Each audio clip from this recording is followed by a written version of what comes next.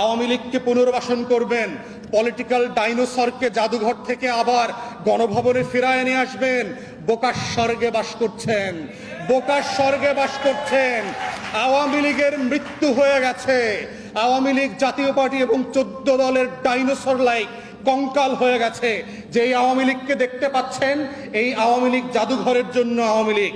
বাংলাদেশের রাজপথে রাস্তায় এই আওয়ামী লীগ আর কোনোদিন ফিরে আসবে না। আপনারা যারা উপদেষ্টার পদ পেয়েছেন, আপনারা বুঝে উঠতে পারতেছেন না যে আসলে আপনারা কোন চেয়ারে বসছেন। লনে বসে ছবি দেন, জেনেভা জুরিকে লেকের পাশে গিয়ে রোমান্টিক জাম্পার পরে ছবি দেন। বোধ করছেন বাংলাদেশ বাংলাদেশ হয়ে থাকবে। আওয়ামীকরণ করবেন। অন্তর্বর্তীকালীন সরকারকে বলছি, 1 নম্বর কাজটা ইমিডিয়েটলি করবেন। গণ তদন্ত কমিশন হতে হবে। কয়জন লোক গণকবরে গেছেন, কয়জন আহত হয়েছেন, কয়জন রাবার প্লেটেড গুলি খেয়েছেন, 7.62 ব্যারেলের যেই রাবার বুলেট ইউজ করা হয়েছে, যে অস্ত্র ব্যবহার করেছে, এটার অনুমতি কে দিয়েছে? গত 16 বছরের প্রত্যেকটা ডিজিএফআই এনএসআই ডিজিকে ডেকে এনে গণতদন্ত কমিশনে জিজ্ঞেস করবেন কোন কোন পুলিশ অফিসার কোন কোন জায়গায় দায়িত্ব পালন করেছে। তাদেরকে সবাইকে এনে জেরা করতে হবে। সেখানে সারা বাংলাদেশ প্রশ্ন রেজিস্ট্রেশন করে জমা দেবে যে এই গণতদন্ত কমিশনে কি কি শুনানি হবে। এর প্রেক্ষিতেই হচ্ছে এই বাংলাদেশের লড়াইটাকে জীবিত রাখতে হবে। 24-এর লড়াই আগামী 50-100 বছরের বাংলাদেশকে বদলে দেবার লড়াই। বাংলা বসন্তের লড়াই হচ্ছে আমার মাটি মানুষের লড়াই।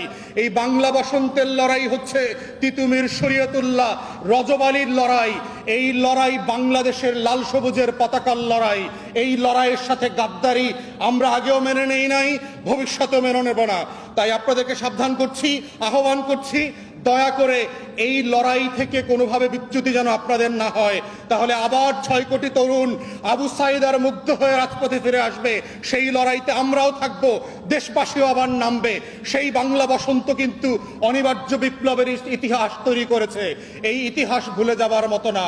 আপনি পাঠ্যপুস্তকে এই ইতিহাস দেবেন না। বাংলাদেশের মানুষের হৃদয়ের পাঠ্যপুস্তকে আরব বসন্তের কবিতাগুলো লিখিত হয়ে গেছে। বাংলাদেশের কোটি কোটি মানুষের হৃদয়ে মস্তিষ্কে মনসুন রেভলিউশনের গল্প লিখিত হয়ে গেছে।